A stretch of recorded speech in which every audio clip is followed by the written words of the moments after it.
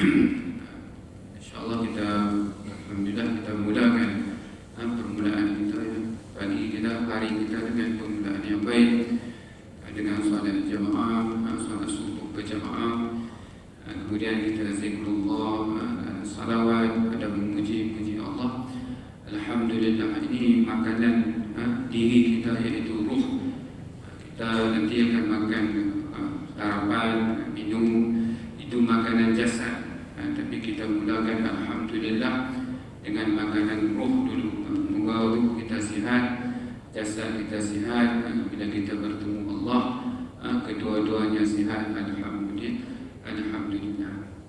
Baik, kita sambung dengan kitab kita, kitab bimbingan mukminin pada mencari Allah Rabbul Alamin, itu karangan Hujjatul Islam Imam Ghazali rahimahullah. Masih kita bercakap tentang riya, tentang setiap. Baik, qala al-musannif rahimahullah, berkata pengarang, penulis, pemilik kitab ini, jika anda berhujah, maksudnya tuan-tuan sekalian, riya ini tuan-tuan sekalian, kita rasa gembira bila mana amalan kita diketahui orang, rasa ingin dipuji, takut dicela. Ini tuan-tuan sekalian fitrah, bukan salah. Ingin dipuji tuan-tuan sekalian, memang semua, siapa yang tak suka dipuji. Kadang-kadang pujian itu memberi semangat kepada kita. Pujian itu memberi semangat kepada kita. Lari daripada celaan juga disaran, disuruh, maksudnya jangan kita mencampakkan diri kita kepada kehancuran, maksudnya. Jadi biasanya benda-benda yang memudaratkan ini, kalau kita buat akan dimarahi, akan tidak disukai manusia. Maka baik di situ celaan itu sebenarnya untuk menghalang kita daripada melakukan sesuatu yang tidak betul, sesuatu yang tidak, terutamanya tidak disukai ataupun dibenarkan oleh agama. Tetapi sekarang tuan-tuan sekalian, kita nak pujian manusia, kita nak lari daripada celaan manusia, kita membayar untuk semua ini dengan ibadat kita. Kita bayar, tuan-tuan sekalian, untuk mendapat pujian dengan solat kita, dengan bangun malam kita, dengan sedekah kita, dengan membaca Quran kita. Kita gadaikan untuk kita mendapat perhatian manusia. Itu yang salah. Kalau tuan-tuan buat benda-benda yang dunia, ada kemahiran apa-apa, tak apa, orang puji, jadi semangat kepada kita, semua kita nak. Tapi ibadat dia untuk Allah. Ibadat hanya untuk Allah. Solat, haji, umrah, sedekah, semuanya hanya untuk Allah. Mana boleh untuk Allah kita bayar untuk manusia, kita gadaikan untuk mendapat perhatian manusia. Jadi bagaimana tuan-tuan sekalian nak seimbangkan antara gembira tuan-tuan sekalian bila dipuji dengan takut kita terjatuh dalam gembira itu, gembira yang beracun, gembira yang memudaratkan. Macam makan juga, perut mana yang tak suka perawatannya? Perut mana yang tak suka makan, Ustaz? Perut mana yang tak suka minum? Semua suka. Tapi macam mana nak seimbangkan supaya yang masuk ke perut itu memang yang bermanfaat saja, bukan yang memudaratkan. Ini nak kena jaga. Bukan tak boleh langsung, tetapi ada yang memudaratkan, yang itu yang tidak dibenarkan, yang itu yang harus dijaga. Baik, jika ada anda berhujah, tidak ada seorang pun yang tidak akan bergembira bila ibadatnya diketahui orang. Bagaimana jawab persoalan ini? Adakah merasa gembira itu semuanya mazmumah, semua tercela, atau sebahagiannya mahmudah, yakni terpuji, dan sebahagiannya tercela? Ini yang harus kita faham. Kalau tuan-tuan sekalian, mungkin di sana ada macam tadi makanan yang baik, dan ada yang makanan yang memudaratkan. Macam tu juga dengan gembira bila dipuji. Adakah semuanya tak boleh, ataupun sebahagiannya boleh? Ini yang kita harus faham. Jawabnya, merasakan kegembiraan itu terbahagi kepada dua. Gembira terbahagi kepada dua. Yang pertama terpuji dan yang kedua tercela. Terpuji maksudnya mahmudah, bolehlah, boleh maksudnya gembira. Dan yang satu lagi mazmumah, yang tercela, tak boleh. Ini tengok yang mahmudah dulu. Kita tengok yang mahmudah, yang terpuji. Boleh dalam hal keadaan yang macam ni kita boleh gembira. Baik. Dia bermaksud untuk merahsiakan amal ibadahnya dan menunjukkannya hanya kepada Allah. Poin yang pertama, basic principle, ikhlas dulu. Jaga dia elok, niat, luruskan niat, sempurnakan ikhtiar, tawakal kepada Allah. Yang pertama apa? Luruskan niat. Tapi Dr. Selain kalau dah daripada awal dah riak, kita tak cakap tentang gembira mazmumah, gembira mahmudah, lontong. Tak cakap. Sekarang ni persoalannya dia memang ikhlas. Dia memang daripada awalnya ikhlas. Awalnya, pertengahannya, kesudahannya dalam sesuatu ibadat dia memang ikhlas. Okay, now kita cakap tentang perkara ini. Tapi kalau daripada awal dia memang tak ikhlas, kita tak cakap, kita tak simak. Itu out of topic. Okay, yang pertama, dia bermaksud untuk merahsiakan amal ibadahnya, jaga dan menunjukkan hanya bulat-bulat kepada Allah. Tak ada sedikit pun niat dan tujuannya selain daripada Allah. Tetapi apabila perbuatan itu diketahui orang juga, orang cakap juga, orang tahu juga, ada mata yang ternampak dan terpandang, maka hendaklah dia meyakinkan dalam hatinya bahawa Allah lah yang mendedahkan rahsianya itu. Macam mana orang tahu ni? Ya Allah, sudah jaga dah. Orang tahu juga. Jadi macam mana orang tahu? Siapa yang bagi tahu? Tak lain dan tak bukan, iaitu Allah. Dibukanya kebaikan kita kepada manusia. Kita jagalah, soroklah. Tapi Allah Ta'ala baik dengan kita, sayang dengan kita. Dia nak nampakkan kita ni baik di mata manusia, maka dibukanya kebaikan kita. Dan dia yang memperlihatkan segala kebaikannya kepada orang ramai. Poin yang pertama tadi tuan-tuan sekalian kena ikhlas. Yang kedua, bila kita gembira kita kerana apa? Iaitu kerana Allah Ta'ala yang menampakkan kebaikan kita kepada manusia. Dan dengan sebab itu tuan-tuan sekalian, orang manusia memuji kita, manusia suka kepada kita, tapi bukan gembira kita kerana pujian itu. Bukan itu yang kita harapkan. Kalau itu yang kita harapkan, itu memang takut adanya riya. Tapi gembira kita kerana Allah Ta'ala baik dengan kita. Baik macam mana tuan-tuan sekalian? Kita dalam diri kita ni ada dua.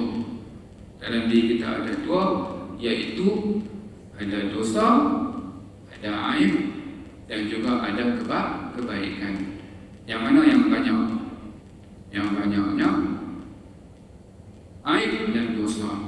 Kebaikan banyak juga, insya-Allah. Tapi tuan-tuan sekalian, aib dan dosa Allah Ta'ala simpan. Allah Ta'ala tak buka. Tuan-tuan boleh berada di sini, perempuan boleh berada di sini, sebab Tuhan simpan aib. Cuba kalau tuan-tuan masuk masjid ni, tuan-tuan sekalian, tiba-tiba keluar kat skrin aib tuan-tuan. Saya rasa tuan-tuan tak main masjid ni, tuan-tuan pergi masjid lain. Tapi kenapa saya boleh duduk sini? Kenapa tuan-tuan boleh duduk sini? Sebab Allah Ta'ala simpan aib kita. Allah Ta'ala rahsiakan aib kita. Nanti di hari akhirat keluar senarai keaiban kita. Ada kecil, ada besar. Ada yang kita gila-gila sorokkan, ada yang kita gila-gila takut orang tahu. Tapi tuan-tuan, Allah Ta'ala simpan aib kita. Tapi Allah Ta'ala buka kebaikan kita, walaupun sikit, walaupun tak, orang tahu kata tak terlalu mana, tapi dibukanya pada manusia. Jadi maka layaklah dengan perkara ini sebab Allah Ta'ala baik dengan kita, hidayahnya baik dengan kita. Walaupun kita ni banyak melakukan dosa, maka kita berhak untuk merasa gembira dengan kebaikan ini. Itu tuan-tuan sekalian. Jadi kalau tuan-tuan nak cek, senang tuan-tuan sekalian nak tahu gembira itu mahmudah ataupun mazmumah, tuan-tuan tengok punca gembira itu apa.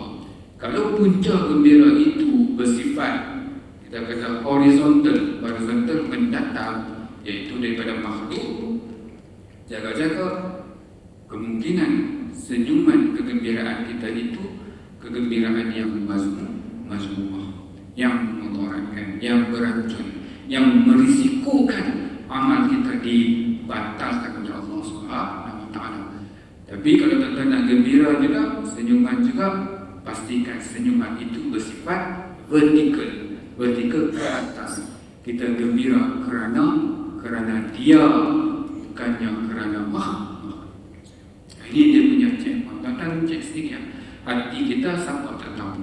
Bukan wilayah kita untuk nak cek sekian hati orang, tapi hati kita tahu. Itu antara rahsia antara kita dengan Allah. Kita tahu gembira kita kerana apa. Tapi kalau kerana manusia, jaga-jaga tuan-tuan sekalian, nanti kita syok sendiri. Syok sendiri apa? Rasa macam akaun kita banyak, akaun kita penuh, nanti dapat akaun, tengok-tengok tak ada apa. Tak ada apa. Mana ya Allah ibadat-ibadatku? Tak ada. Ibadat-ibadat tak dikira, ditolak. Kenapa ya Allah? Ya, kamu buat bercampur-campur niat dan kepentingan. Aku suci daripada menerima amalan seorang hamba yang bercampur kepentingannya. Aku maha kaya, ambil kembali amalan-amalan. Tuan-tuan sekalian, kalau kita kena buka-buka akaun kita, tekan-tekan tengok tak ada apa dalam akaun kita, bukan pendapat hidup. Tuan-tuan sekalian, harta boleh dicari selagi hidup. Tapi kalau dia akhirat kena, tuan-tuan tengok buku amalan, buka akaun kosong, tuan-tuan nak kata apa? Bukan pendapat hidup. Ini nama bukan masalah hidup, dah matilah. Tuan-tuan minta izin dengan Allah, ya Allah, let me return. There is no return. Tak ada, jangan pun. Sebab itu tuan-tuan harus jaga semua-semua. Saya tengok di sini, kita ada 5 series ke atas, 5 series, 6 series, 7 series. Okey, ada 8 series. Tak sepatutnya nak dalam hati kita dalam soal ibadah ini takut orang kata apa, takut orang celah, sikit-sikit nampak puji. Sepatutnya tak ada dalam hati kita rasa-rasa yang sedemikian. Dalam hati kita sepatutnya bulat, maksudnya kita buat kerana Allah. Baik. Maka seharusnya dia bersyukur atas takdir Allah yang bertindak baik pada dirinya dan berlemah lembut terhadap dirinya. Ini tuan-tuan, syukur pada Allah. Walaupun kita jaga manusia tahu, manusia bercakap, manusia bercakap, gembira. Tapi tuan-tuan sekalian, gembira tu jaga-jaga. Gembira tu kerana Allah, tapi jaga juga dia punya line dia, border line dia sangat nipis. Hati kita pun nipis. Dia jagalah. Orang tahu juga bila puji dia sikit, tuan-tuan sekalian, kita terhanyut. Orang mengantuk di sorongan bantang, kelak Habib, cerita Habib, orang tak tanya. Orang tak tanya. Balik haji dah, alhamdulillah, sihat kat sana, sihat. Syukur pada Allah. Bukan dia orang tanya sihat tak sihat, dia cerita Habib boleh masuk Raudhah, duduk lama dalam Raudhah, berdoa sampai Habib. La ilaha illallah. Siapa tanya, tak payah cerita kelebihan. Kalau cerita orang masa bahagia tu simpan lama dah kelebihan-kelebihan ni, jadi cerita pasal lega boleh orang tahu. Tuan-tuan dan puan sekalian, risiko dia kalau kita hanya dalam riak, risiko dia amalan kita dibatalkan Allah. Memang nak keluar lama dia tunggu sebab dia tentang sekalian dia keluar, dia cerita habis tentang sekalian dengan bangganya dia terlupa segala kelebihan itu bukan kerana dirinya, segala kelebihan itu adalah rezeki dan anugerah daripada Allah Subhanahu Wa Taala. Dan sekalian Allah Taala sediakan ganjaran secukup dan sehebatnya, tetapi dia masih menginginkan perhatian manusia. Maka digadaikannya amalan-amalan tersebut di hari akhirat kelak. Bukan dia menerima kemurkaan Allah, tetapi tak cukup, tak terangkan kewajibannya. Buka-buka tak ada haji. Mana ya Allah saya pergi, saya ambil yang mahal lagi ya Allah, 100,000 ya Allah. Saya Allah kata memang aku tahu kau buat haji, tapi niat kau bercampur-campur antara manusia dan juga aku suci daripada menerima amalan seorang hamba yang bercampur-campur kepentingan. Ambil balik. Tuan-tuan dan puan yang dirahmati Allah sekalian.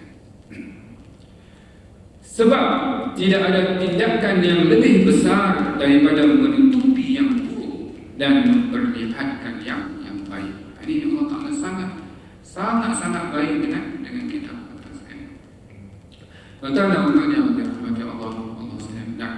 Kalau kita teruskan Allah Ta'ala ni dia tentang kita kena Allah sentiasa tanamkan dalam fikiran kita ni, dia maha baik. Jadi kalau tuan-tuan Ustaz kat mana Ustaz tak ada nama Allah yang maha baik, ada juga ada nama Asmaul Husna. Antara nama dia maha baik, ada Asmaul Husna yang boleh terjemahkan dia maha baik. Ada? Tak ada. Tapi kenapa kita kata Allah Ta'ala maha baik? Sebab semua yang dalam namanya itu tentang sekalian dirangkumkan dan disimpulkan, semuanya duduk bawah satu umbrella, iaitu maha baik. Dia maha pengampun, dia maha penyayang, dia maha adil, dia maha maksudnya. Jadi bila simpulkan semua nama-namanya ini, dia duduk di bawah satu gerbang, namanya maha baik. Sebab itu tuan-tuan ini penting maha baik. Sebab apa saya kata itu? Sebab kadang-kadang tuan-tuan bila kita ditimpa musibah, kita selalu mempertikaikan Allah Subhanahu Wa Taala. Macam mana Ustaz mempertikaikan Allah Subhanahu Wa Taala? Kita tanya, kenapa jadi kat aku macam ni? Dia jangan-jangan ni skrip setan. Kalau dia timpa pipi cek doktor, Allah buat datang lambat sangat. Dah stage berapa nanti? Tuan balik, tuan duduk seorang-seorang.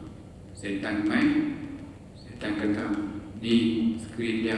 Hang cakap, kenapa jadi kat aku macam ni? Kalau apa ayat dia? Kalau annallahu babun min abwabish syaitan. Sesungguhnya lau itu dalam bahasa Arab, dalam bahasa Melayu kalau, dalam bahasa Inggeris if, ataskan adalah pintu daripada pintu syaitan. Kenapa jadi kat aku macam ni? Tuan tanya macam tu, bukan Tuhan yang jawab, setan yang jawab. Setan jawab apa? Sebab kau bodoh, bahlul, lurus bendul. Semua jawapan negatif. Sebab apa? Tuan-tuan, sebab tuan-tuan tanya soalan negatif. Soalan, all question have answers. semua soalan ada jawapan. Bezanya tuan tanya soalan yang positif ataupun soalan negatif. Soalan positif, jawapan positif. Soalan negatif, jawapan negatif. You are what you ask. Kita adalah apa yang kita tanya. Tuan-tuan yang dirahmati Allah, saya baru-baru ni tuan-tuan saya duduk mengajar. Saya bahagian kesihatan mental. Saya juga bagi ceramah tuan-tuan sekalian, perawatan iaitu dengan iman, balik kepada Allah, kuatkan hubungan dengan Allah. Cakap tuan-tuan sekalian, mudah cakap. Bila Tuhan uji tuan-tuan sekalian, Tuhan uji baru kita rasa maksudnya tak semudah bercakap. Baru-baru ni tuan-tuan sekalian, anak saya diuji dengan sakit sampai masuk hospital border. Saya dekat dengan dia, anak-anak dekat dengan saya. Dia rasa macam hilang sebahagian daripada diri saya. Dulu kita bila bercakap, kita kena kuatkan, dekatkan dengan Allah, ingat Allah Ta'ala yang menentukan segala-galanya. Jadi bila kena kat kita baru tahu besarnya ujian tersebut.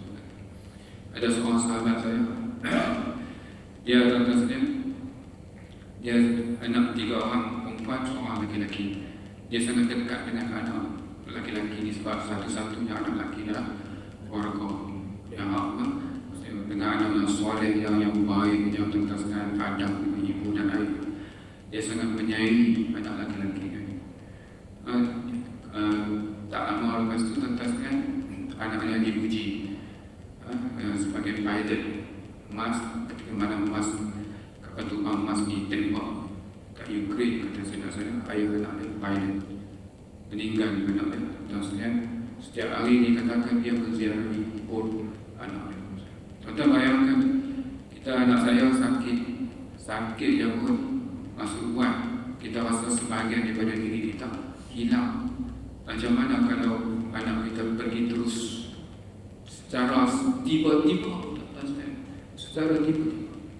Yang baru-baru ni tuan-tuan sekalian, 10 orang dalam satu keluarga Tuhan ambil serentak wakis kepala ayah. Tuan-tuan nak tahu apa rasa si ayah? Bila dia tanya tuan-tuan sekalian, bagaimana pakcik? Saya redha dengan ketentuan Allah. Ya, tuan-tuan sekalian, ramai yang lulus ujian dengan muslimah, ramai yang lulus ujian dengan muslimah, tapi ramai yang gagal ujian dengan nikmat. Sebab itu tuan-tuan sekalian, muslimah ramai yang berjaya, walaupun perit tapi berjaya jawab soalan dengan betul. Tapi tuan-tuan sekalian, Allah Ta'ala uji dengan nikmat, ramai yang salah menjawab, gagal. Jadi kufur, jadi terlupa nikmat-nikmat Allah, hilang rasa syukur. Tapi dengan musibah, tuan-tuan sekalian, Allah Ta'ala bagi ramai yang lulus. Kadang-kadang Allah Ta'ala nak angkat martabat kita, dia tahu kemampuan kita tak naik dengan ibadat, maka Allah Ta'ala nak angkat. Allah Ta'ala angkat dengan musibah, dia timpakan musibah, kita sabar, Allah Ta'ala angkat martabat kita. Allah Ta'ala sediakan ganjaran syurga seluas langit dan bumi. Tapi berat ujian, tapi ramai yang lulus, ramai yang lulus. Walaupun ada juga sedikit yang gagal, berputus asa dan sebagainya. Jadi tuan-tuan dan puan sekalian, jadi macam mana kalau tuan-tuan nak faham perasaan ayah ni? Sebenarnya dalam psikologi, put yourself in his shoes, masuk dalam rasa dia, then you know what, the feeling. Maksudnya if tuan-tuan sekalian 10 orang tuan-tuan sekalian duduk tengok setiap hari kan, pagi-pagi tadi duduk sembang, tiba-tiba serentak Tuhan ambil. Sampai sekarang seorang masih belum jumpa lagi. 9 dan 3 ni kan, seorang masih belum jumpa lagi. Macam mana perasaan seorang ayah? Jadi tuan-tuan dan puan sekalian, balik kepada kes saya, jadi macam mana? Balik, saya guna semua ilmu psikologi saya untuk nak tenangkan konsul kita punya hati. Tapi iblis datang bisikkan terus, dia bisik ke telinga kita. Waktu kita bersembang, tak apa, kita nak tidur malam, tuan-tuan sekalian, tengah malam kita terjaga, 2 setengah terjaga, 3 setengah terjaga, nanti anak kau akan kena scan, cek, doktor akan jumpa mana lagi penyakit-penyakit yang lain yang akan dibedah. Sebab itu tuan-tuan sekalian, kalau ada masalah jangan fokus kepada masalah. Betul-betul fokus kepada masalah. Dalam psikologi dia panggil spotlight moods. Dia akan jadi lebih besar, dia akan jadi lebih terang. Sebab itu kalau ada masalah, fokus kepada penyelesaian kepada masalah. 15% fokus kepada masalah, selebihnya tuan-tuan sekalian 85% fokus kepada penyelesaian kepada masalah. Dia panggil, kalau dalam bahasa lain, spotlight mood, dalam bahasa lain juga dia panggil sebagai exaggeration. Kita suka membesarkan sesuatu yang kecil. Bila mana kita fokus kepada masalah, masalah akan terus, dia akan jadi besar. Jadi tuan-tuan dan puan yang dirahmati Allah sekalian, macam mana saya guna teknik saya rasa berkesan untuk diri saya, dan saya harap berkesan juga pada tuan-tuan dan puan sekalian, iaitu saya teriakkan dalam diri saya, dalam hati saya, Dia Maha Baik, Ar-Rahim, Dia Maha Pengasih, Maha Penyayang. Mana mungkin Dia menyakiti kita, mana mungkin Dia menzalimi kita, mana mungkin Dia menganiayai kita, mana mungkin Dia berbuat sesuatu yang sia-sia, mana mungkin dengan sifat baiknya Allah, maka akhirnya kita dapat kekuatan. Kita dapat tolak rasa-rasa yang ditimbulkan oleh syaitan untuk melemahkan kita, menjatuhkan kita, menjadikan kita down. Iaitu kita counter dengan baik sangka kita kepada Allah Subhanahu wa Ta'ala. Dan bila mana kita berbaik sangka dengan Allah, Allah Ta'ala kata, aku menurut sangkaan hamba. Kalau kamu baik dengan sangkaan dengan aku, maka baik.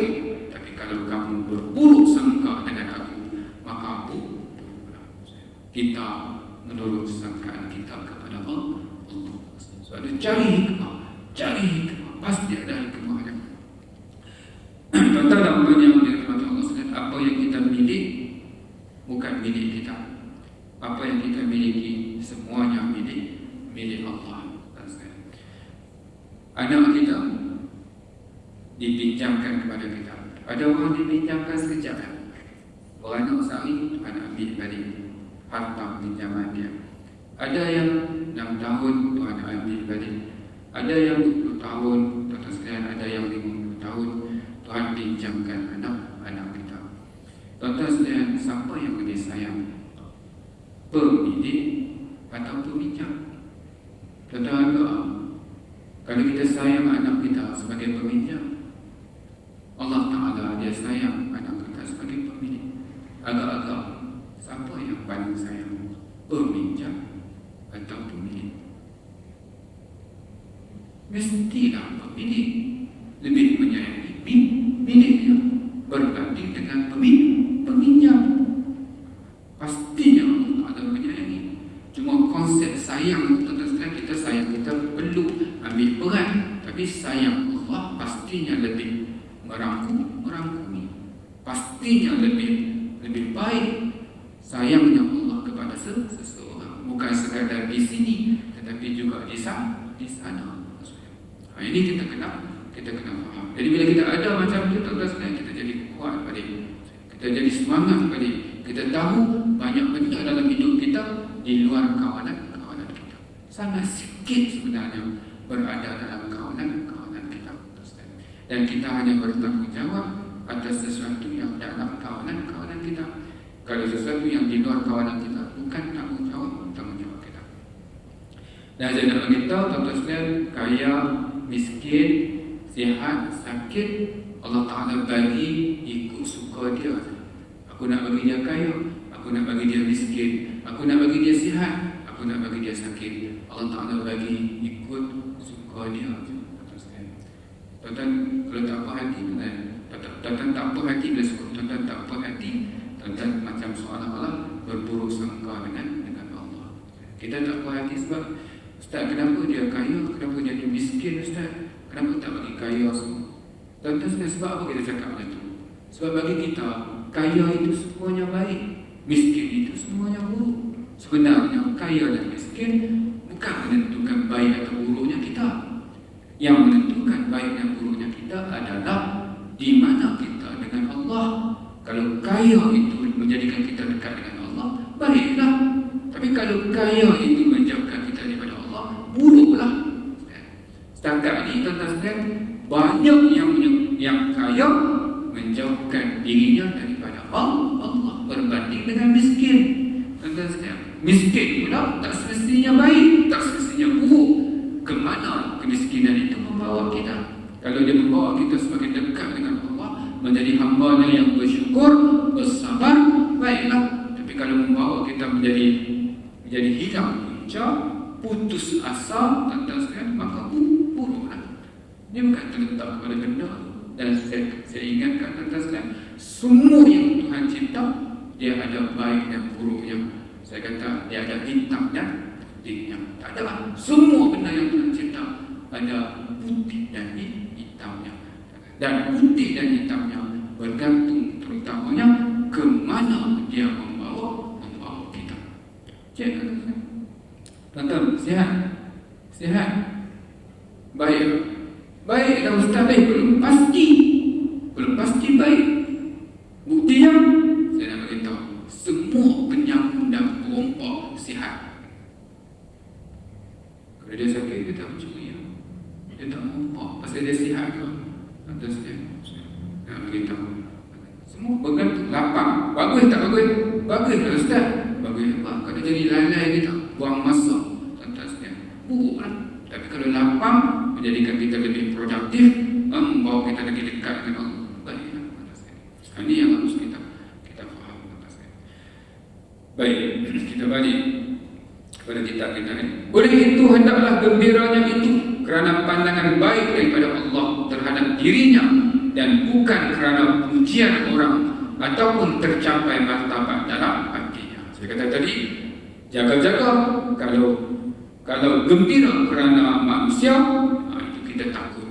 Tapi kalau kita gembira kerana Allah, sebab Allah baik dengan kita, maka itu adalah mahmudah. Firman Allah Subhanahu wa taala, "Qul bi fadlillahi wa bi rahmatihi fabidzalika falyafrahu wa khairun mimma yajma'un."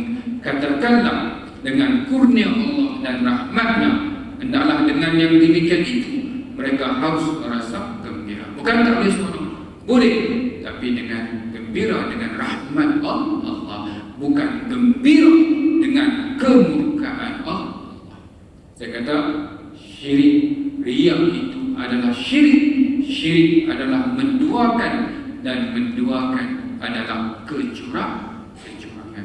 Kalau tuan-tuan gembira kerana makhluk, sebab tahu tentang kebaikan kita, tuan-tuan gadaikan amal ibadat tuan-tuan kerana makhluk, senyuman itu adalah senyuman kecurangan. Kita curang dengan Allah Subhanahu wa taala, dan dia mengetahui kecurangan dalam hati kita. Dan dosa curang kalau kita bersama isteri kita, dalam hati kita ada umpan lain. Kalau isteri kita tahu, tuan-tuan sekalian, dia sangat terkilan, sangat sedih. Tuan-tuan sekalian, once broken, consider sold.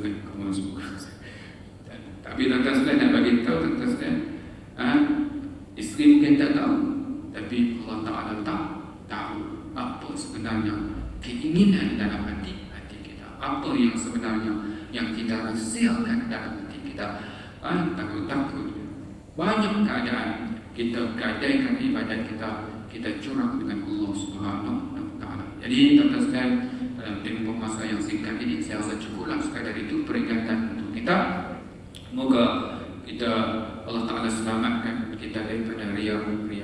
Saya nak beritahu, sebenarnya selamat daripada riya bukan kerana usaha kita, tetapi kita selamat bila kita diselamatkan Allah. Itu jalan terbaiknya. Kita kena bawa hati kita kembali bulan-bulan kepada Allah Subhanahu wa taala, dan menjadikan Allah nombor satu dalam hati kita. Yang baik pastinya daripada Allah, yang taif daripada kelemahan diri sendiri.